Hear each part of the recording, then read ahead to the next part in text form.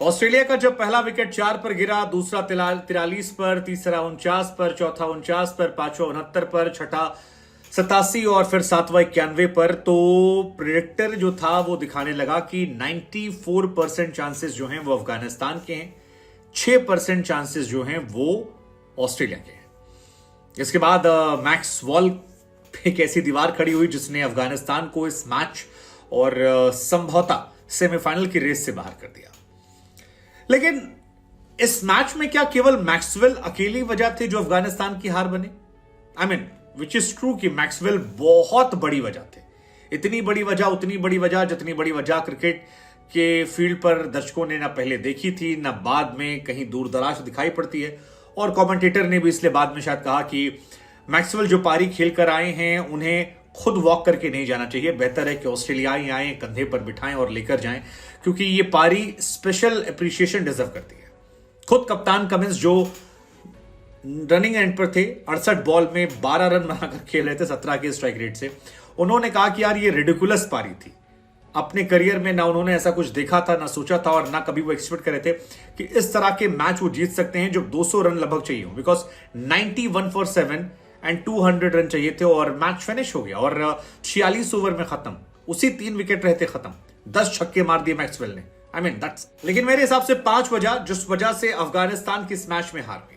बल्लेबाजी को मैं वजह नहीं दूंगा। बल्लेबाजी अफगानिस्तान ने जो रन बनाए थे वो पिच को, कंडीशंस को देखते हुए आखिर में पूरे लग रहे थे। शुरुआत में आप कह सकते हैं कि पाकिस्तान थोड़ी स्लो थी 45 ओवर तक, जब नबी 233 पर आउट हुए थे, लेकिन राशिद खान ने जो बल्लेबाजी की उसके बाद ऐसा लगा कि शायद कोटा जो है वो पूरा हो गया और अब जरूरत नहीं है। 291 वॉज इनफ इस पिच पर शायद लड़ाई करने के लिए। अब अफगानिस्तान ने जिस तरह लड़ाई शुरू की थी उसको देखते हुए, क्योंकि दे प्लेड आउटस्टैंडिंग क्रिकेट और इब्राहिम जादरान इस मैच में रिकॉर्ड बना ले गए। शतक मारने वाले पहले अफगानी प्लेयर, 129 ऑल आउट। उनकी पारी को लोग शायद याद ना रखें, लेकिन अपने आप में एक इनक्रेडिबल इनिंग थी जिसके जिक्र बहुत दिनों तक होना चाहिए और मतलब बहुत ही स्पेशल पारी थी। First Afghani player to play knock like this, world cup बड़ा स्टेज, वानखेड़े, और वहां पर 21 साल की उम्र में एक शतक। I mean hats off to. लेकिन 5 वजह मुझे लगती है। पहली वजह फजल हक फारूकी को ना खिलाना। अब आपके जहन में सवाल आएगा कि भाई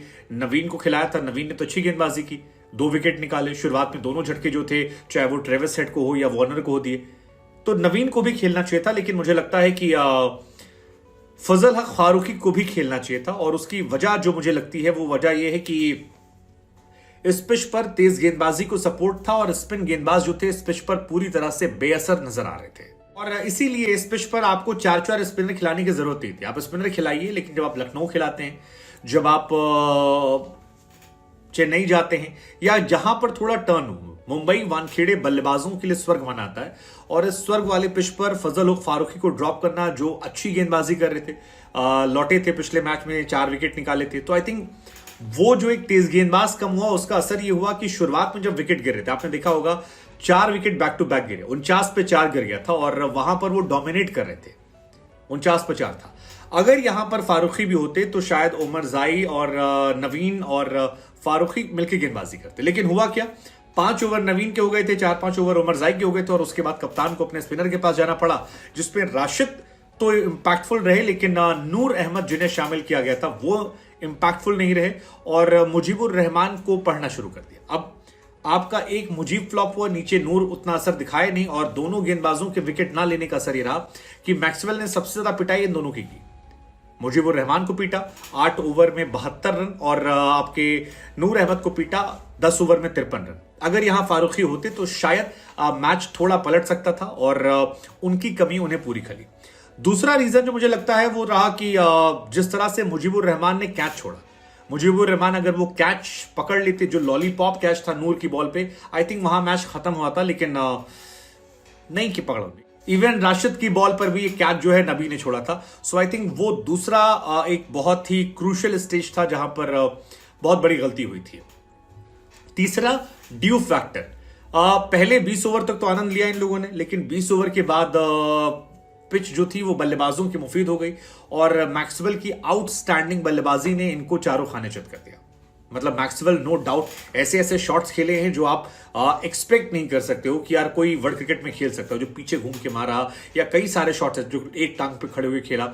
आई थिंक वो that was the third factor जो बहुत बेहतरीन था।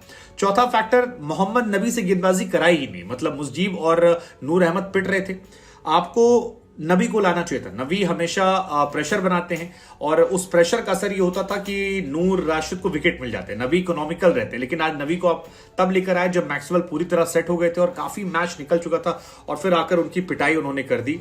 सो आई थिंक वो एक बड़ा फैक्टर हो गया था जो देखने को मिलता। और मैक्सवेल खुद कह रहे थे, मैक्सवेल का अगर आप पोस्ट मैच इंटरव्यू पढ़ोगे तो उन्होंने कहा भी कि यार आई बिलीव कि आई वॉज लकी इनफ कि मुझे खेलने का मौका मिला। मैं ज्यादा खुश होता अगर मैं लकी नहीं होता, लेकिन मैं इस पारी को लेकर प्राउड फील करता हूं। लेकिन फिर भी मुझे लगता है कि मेरा लक फैक्टर जो था वो था। एंड एक और फैक्टर मुझे लगता है कि बाद में तेज गेंदबाजों को बहुत बाद लाया गया, मतलब नवीन को बाद में, उमर जाई को बहुत बाद में लेकर आए। वो अगर पहला शायद चीजें लगवाते हैं, बाकी किस्मत थी। लेकिन ये 5 फैक्टर